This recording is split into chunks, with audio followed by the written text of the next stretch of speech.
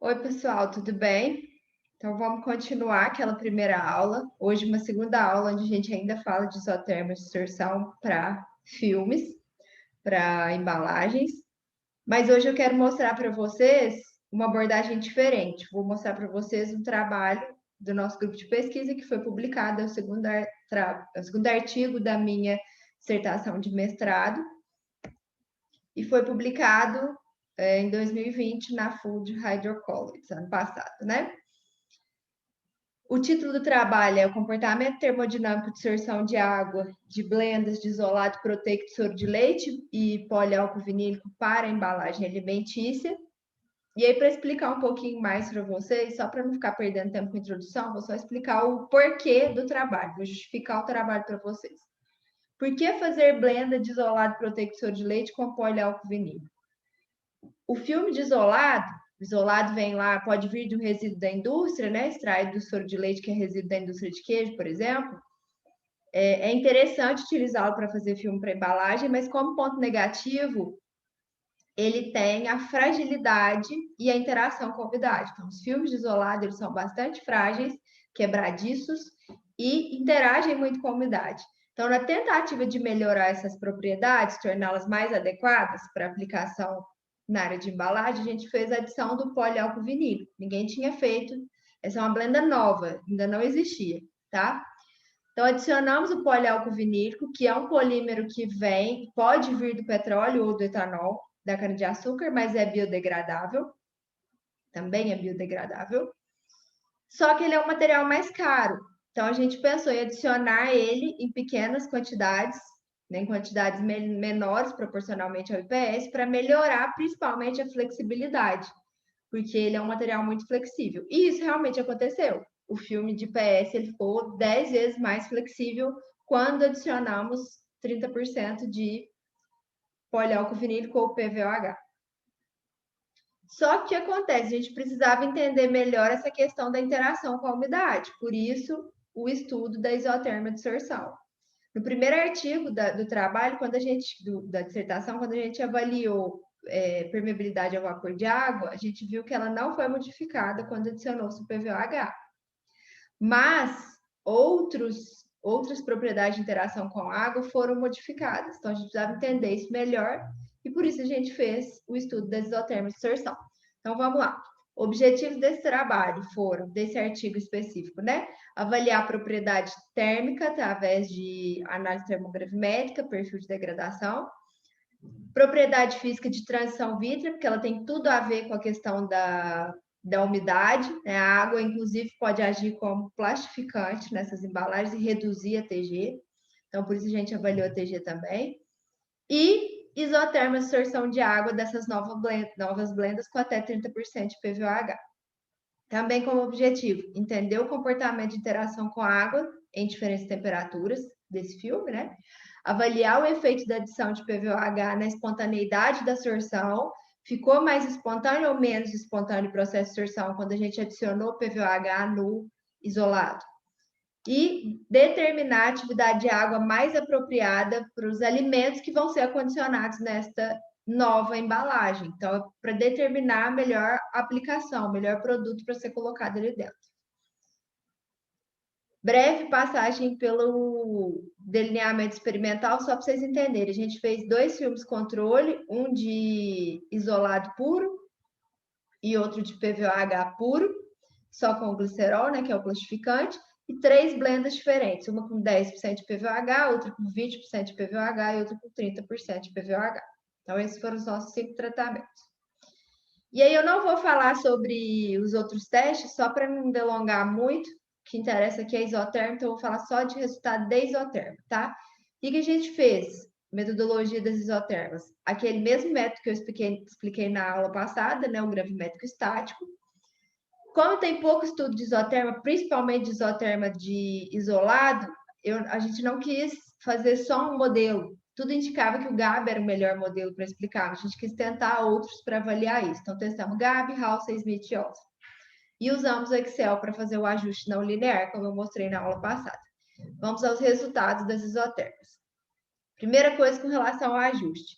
O modelo de GAB foi o que mostrou o melhor ajuste. Então, R quadrado para todas as temperaturas e todos os filmes sempre próximo a 1, no mínimo de 0,99. Os menores desvios relativos médios, ou seja, erro baixo, sempre abaixo de 10%. E resíduos tendendo a zero. O que isso significa? Quando a gente compara lá o valor real do nosso experimental, né, dos nossos experimentos, com o valor predito pelo modelo, a diferença era muito pequena. Então, isso significa também que o modelo foi aceitável para representar esses dados experimentais. Então, a análise termodinâmica foi feita com a equação do modelo de Gabi. Com relação ao formato dessas isotermas, essa é a carinha dessas isotermas, tá? 5, 15 e 25 graus Celsius, e aqui os diferentes tratamentos. A gente classificou como, de acordo com a classificação de Brunauer, né? Que vai classificar essas isotermas de acordo com o formato delas. A nossa deu um formato sigmoide tipo 2, que é exatamente uma isoterma típica de absorção de gases em matrizes não porosas, que é o nosso caso. O que mais a gente observou? Que houve um aumento mais expressivo da sorção, aqui está a umidade de equilíbrio, né? Ela aumenta mais expressivamente a partir de atividades de água acima de 75%, de 0,75%. Isso faz sentido, porque acima de 0,75 de água, isso significa que eu tenho maior quantidade de água livre, e isso proporciona mudanças estruturais no filme, por exemplo, inchaamento dessa matriz, o que permite mais entrada de água. Quando a gente compara os filmes, o filme de PVOH puro, ele mostrou a menor umidade de equilíbrio. O filme de PVOH puro é o que está marcado os pontinhos em azul e a curva azul é o ajuste dele, tá? Então, ele está em azul, a gente pode ver que para as 3 temperaturas ele é a curva que está mais embaixo, ou seja, menor umidade de equilíbrio. Quando a gente adicionou 20% de PVOH no IPS, né, 10 ou 20, isso não reduziu a umidade de equilíbrio, apesar dele ter mostrado a menor. Mas quando eu adicionei 30% de PVOH no IPS, isso teve um efeito contrário, aumentou a umidade de equilíbrio. Pode ver que a blenda com 30%, que é em rosa, está sempre acima das demais em todos os gráficos, assim como os pontos, né? Por que isso aconteceu? Muito certamente porque quando a gente adicionou uma quantidade um pouco maior de PVOH, essas macromoléculas elas não conseguiram se organizar tão bem, deixando maior volume livre entre essas cadeias, inclusive na superfície, o que permite a maior absorção de água. Agora, com relação à temperatura, aqui a gente tem agora separado por cada filme, aqui o de IPS puro, ou WPI puro, 10%, 20% e 30% de PVOH e PVOH puro, e aqui as diferentes temperaturas. Em vermelhinho é 5 graus Celsius, a menor, né, temperatura, verde 15 graus Celsius e preto 25 graus Celsius. Que a gente observou que a umidade de equilíbrio ela reduz à medida que a temperatura aumenta. Então, 25 graus teve maior umidade de equilíbrio do que 15, do que 5 graus Celsius. Isso faz sentido? Sim, total sentido, porque quando eu aumento a temperatura, eu estou elevando essas moléculas de água, estou colocando essas moléculas de água em um estado de maior energia. Isso reduz a interação entre elas, entre as moléculas, né? E, portanto, reduz a dissorção. Então, menor umidade de equilíbrio. Além disso, essas maiores temperaturas, elas podem agitar essas moléculas de água de tal forma que elas conseguem sair dos sítios de distorção. Então, sair da superfície do filme, ela chega próximo ao filme, mas não fica lá porque ela está muito agitada, o que proporciona também pequena, mais baixa umidade de equilíbrio. Então, faz sentido esse resultado. Agora, com relação aos gráficos de ln de AW por 1 sobre T. Lembra por que a gente precisa desses gráficos? Porque é a partir dos ajustes desses gráficos que a gente extrai entalpia diferencial e entropia diferencial, um do coeficiente angular e outro do coeficiente linear. E por isso que a gente precisa de 3 temperaturas, porque aqui eu preciso de pelo menos 3 pontos para poder fazer esse ajuste. Certo? Só relembrando da aula passada. Então, aqui fizemos os ajustes desses pontos do gráfico de LN, menos LN de AW por 1 sobre T, e obtivemos o resultado de entalpia e entropia. Vamos primeiro para os de entalpia. O que foi observado? Que a entalpia diferencial, ela está aqui no eixo Y, e aqui a umidade de equilíbrio, ela tende a cair à medida que a umidade de equilíbrio aumenta. Total sentido esse resultado. Por quê? Porque essa entalpia, ela está relacionada às interações entre a molécula de água e o material do meu filme, entre a água e o material do filme. Se eu tenho maiores interações entre a água e o filme, se essas interações estão mais fortes, essas águas elas vão estar em sítios de mais alta energia, tá? Então, interação mais forte, o que proporciona umidade de equilíbrio e entalpia mais elevada. Aliás, interação mais forte é o que proporciona entalpia mais elevada. E isso acontece nas umidades de equilíbrio mais baixas, tá? Perdão. Vamos lá. Além disso, à medida que a gente aumenta a umidade de equilíbrio, à medida que essa umidade de equilíbrio foi crescendo, ocorreu uma saturação dos sítios de distorção. Então, os sítios de distorção de maior energia já estão lá ligadinhos com as moléculas de água, e aí vem mais molécula de água, porque eu estou aumentando a umidade de equilíbrio também, estou aumentando a atividade de água também nesse sentido. Só que aí, essa molécula de água, ela não vai conseguir mais ligar com aquele sítio de distorção que está forte lá, porque já tem uma molécula lá. Então, ela começa a formar multicamadas de moléculas de água. Começa a se formar multicamadas de moléculas de água. E isso reduz a entalpia. Por quê? Porque essas moléculas já não vão estar mais fortemente interagindo com o material, assim como aquelas primeiras, nas menores atividades de água e menor umidade de equilíbrio, certo? Outra coisa interessante que se observa aqui, a entalpia diferencial, ela tende a se aproximar de zero, certo? À medida que a umidade de equilíbrio aumenta. Quando ela chega num valor bem próximo a zero, ou se iguala a zero, isso significa que ela se equivale ao calor latente de vaporização da água. Quando que isso acontece? Ela tende a cair e se aproximar mais de zero a partir de em geral, aqui dos filmes, a partir da umidade de equilíbrio de 55%. Isso significa que acima de 55%, a entalpia de distorção da água aqui é a mesma, é igual à entalpia de vaporização da água. E que abaixo de 55, o que acontece? Eu preciso de uma energia maior para vaporizar a água que está dissolvida no filme do que energia para vaporizar a água pura, num sistema onde eu só tenho água. Então, o que significa? Significa que a energia de ligação entre a água e os sítios ativos de distorção do filme, que acontece abaixo de 55%, é maior do que a energia que mantém unidas as moléculas de água pura na fase líquida. Então, é mais fácil eu arrancar a água, uma água, por exemplo, numa poça de água, um sistema onde eu só tenho água, é mais fácil ela vaporizar naquele sistema do que ela vaporizar quando ela está presa nesse filme. Então, isso é ótimo, estabilidade para o filme. E quando que isso acontece? Em qual atividade de água que o filme atinge 55% de umidade de equilíbrio? Se a gente jogar nesse gráfico aqui os 55, né, e encontrar com a curva, a gente vai ver que se a gente descer aqui no eixo X, isso sempre vai dar em aproximadamente 0,75 de atividade de água. Então, concluímos que, a partir desse resultado, para aplicar esse material como embalagem, a gente vai ter que utilizar alimentos que vão proporcionar uma atividade de água lá dentro da embalagem menor do que 75%, menor do que 0,75%. Por quê? Porque aí eu não tenho energia suficiente para ficar arrancando essa molécula de água que está lá presa no filme. Isso garante maior estabilidade do filme e a prevenção de processo constante de evaporação e condensação das moléculas de água lá dentro, tá?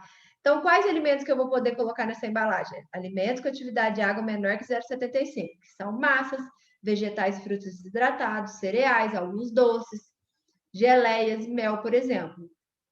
E ao contrário desses, frutas e vegetais frescos, carnes e queijos que têm atividade de água maior do que isso, eu jamais vou poder acondicionar nessa embalagem, tá?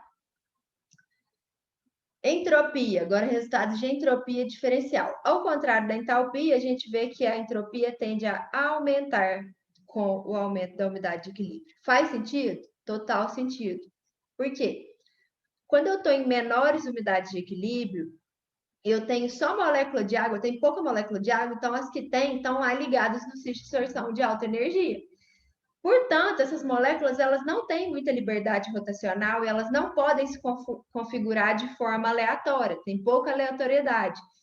E isso traz uma pequena entropia para esse sistema, baixa entropia para esse sistema.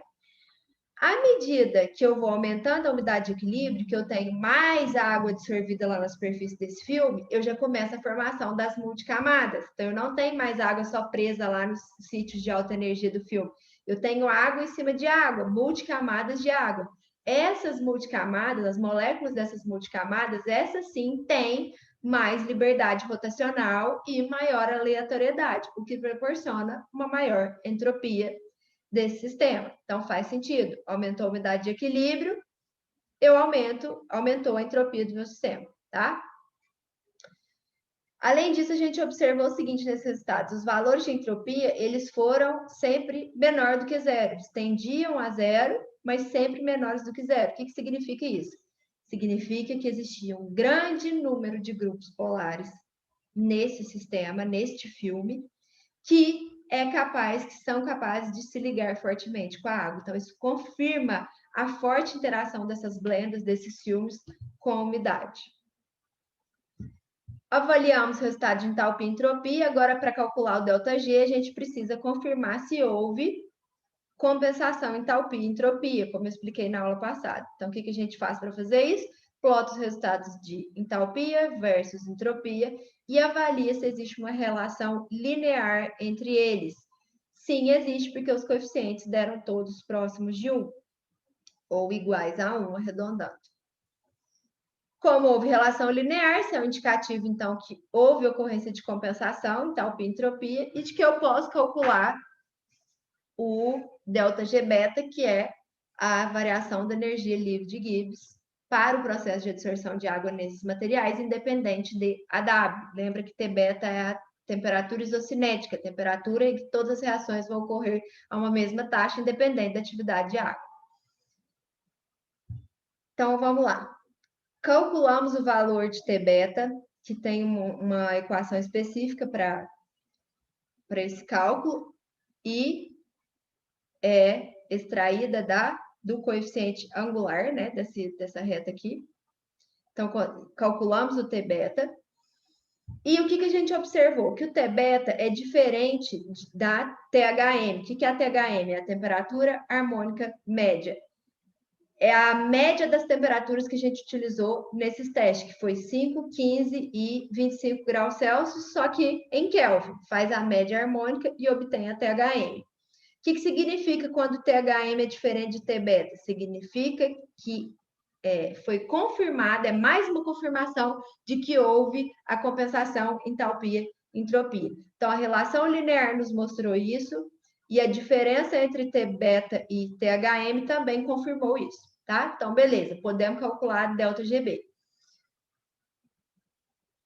O que significa primeiro, explicando primeiro a compensação de entalpia e entropia, tá? Por que isso ocorre? Em qualquer processo de transformação, incluindo o processo de absorção de água em algum material, tanto entalpia quanto entropia são modificadas, tá? Às vezes não variam linearmente, mas sempre vão ser modificadas. Nesse caso, né, o que significa essa compensação? O que significa a variação da entalpia e da entropia? Bom, se eu tenho uma interação forte entre água e polímero, que a gente viu isso nos resultados, a gente já sabia disso com base na literatura e viu isso nos resultados, interação forte significa alta entalpia. Se eu tenho uma interação forte e essas moléculas de água estão bem presas lá nesse filme, isso reduz a liberdade configuracional dessas moléculas de água, portanto, reduz a entropia. Então, por isso a compensação. Enquanto uma aumenta, se a interação é mais forte, a outra reduz, porque reduz liberdade configuracional, certo? Para todos os filmes e blendas, T beta foi maior que THM. O que isso significa? Significa que o mecanismo de absorção foi regido pela entalpia. Isso nos leva à conclusão de que, neste material, então, quando a gente está estudando, levando em consideração a absorção de água em blendas de IPS ou de WPI com PVOH, a energia interacional entre a água e esse material tem mais influência do que o número de sítios de sorção ou de microcapilares que esse filme vai apresentar. Isso corrobora a forte interação que esses materiais têm com a água. Então, ou seja, concluindo, a composição desse material tem mais influência na absorção do que o número de sítios de sorção disponíveis. Por último, resultados de ΔGB, a gente concluiu, né, avaliando que para todos esses materiais, tanto os filmes puros quanto as blends, o processo de sorção foi espontâneo, porque o ΔG foi sempre menor do que zero, tá? Com relação ao filme de PVOH e WPI, né, os puros. O PVOH ele teve uma absorção, um processo de absorção bem mais espontâneo do que o WPI, foi bem mais negativo. Só que o interessante aqui é que quando a gente adiciona 30% de PVOH, a absorção conseguiu ser ainda mais espontânea do que do PVOH puro. Isso corrobora aquela nossa hipótese de que, quando a gente adicionou essa maior quantidade de PVOH ao WPI, essas macromoléculas não conseguiram se organizar tão bem na matriz e houve uma ocorrência de maior volume livre entre elas, o que permite a maior entrada de água, maior absorção de água. Concluindo, então, esse trabalho, apesar de eu não ter apresentado os resultados de DSC ou de TGA, que a gente concluiu, a estabilidade térmica não foi afetada quando se adicionou o PVOH ao WPI, em nenhuma dessas concentrações, nem 10%, nem 20%, nem 30%. Além disso, foi concluído que as blendas são aplicáveis como embalagens tanto à temperatura ambiente quanto à atmosfera resfriada, isso porque os resultados de DSC mostraram TGs próximas a menos 5 graus Celsius.